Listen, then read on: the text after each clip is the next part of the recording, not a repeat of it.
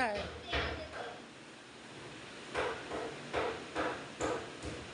তেল বেরোচ্ছে, জল পড়ছে। বর্ষাকাল না, বৃষ্টি পড়ছে।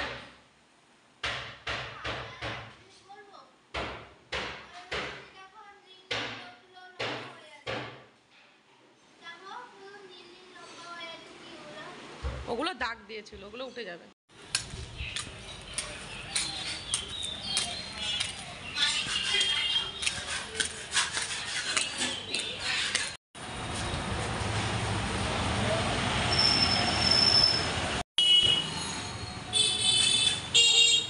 যদি করে করবে, জায়গা পাচ্ছে না বিছানায়, আমার সব নোংরা তো ওইগুলো তো বসার জায়গা পাচ্ছে না। আমার ছেলেটা খুব পরিষ্কার ছেলে, আসলে নোংরা পছন্দ করে না, তাই জন্য এখানে উঠে বসে আছে।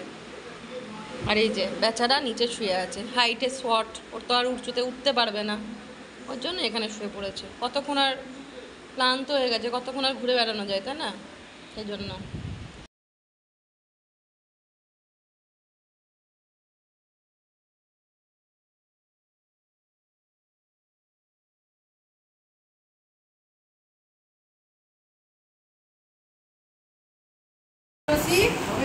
তো আমি ভেবেছিলাম হয়ে গেছে। আজকে বক্স কাট থেকে দেখো মাদিনাকে দেখা একটুখানি, বক্স কাট থেকে আজকে বেরোলো এটা বেনারসিটা। হ্যাঁ সত্যি কথা, আমি ভাবছিলাম নষ্ট হয়ে গেছে। এই দেখো এখন রাত্রিবেলা আমরা শুতে যাব, তাই তোমাদেরকে একটু ঘুরে দেখিয়ে দিচ্ছি। অনেকটা মা গুছিয়ে ফেলেছে টান্নাঘরগুলো, আর জামা কাপড় যেটুকু ছিল অনেকটা গুছিয়ে ফেলেছে, আর যেখানে যেখানে জিনিস রাখতে হবে সেখানে সেখানে গুছিয়ে ফেলেছে। খাটটাও পাতা হয়ে গেছে, আর যে কাঠের মিস্ত্রি এসেছিলো খাটটা ভালো করে সেট করে দিল, ভুলো এখানে শুয়ে আছে।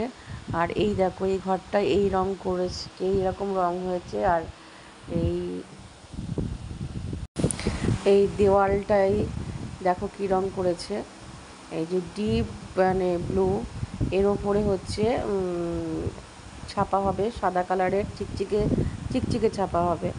তো যাই হোক, তো চলো, এই দেখো আমাদের বিছনাপত্রও হয়ে গেছে, কিন্তু আজকে আমি এখানে শোবো না, যে ওরা দুজনা শোবে, আমি বড় ঘরে শোবো, কারণ মিস্ত্রি সকালবেলায় আসবে। এই যে আজকে দোকানে এইটুকু কাজ করে গেছে, মানে পুট্টি করে, মানে জায়গায় জায়গায় পুট্টি করে গেছে, আর ওপরেগুলো দেখো ওয়ালগুলো সব চারিধারে ফাঁকা ছিল, তো সেইগুলো পুট্টি দিয়ে একদম সিল করে দিয়ে গেছে, আর প্রাইমার মেরে দিয়ে গেছে। আজকে দোকানে এইটুকুই রং হয়েছে, আর হচ্ছে আর কালকে শুধু দোকানটায় রং হবে।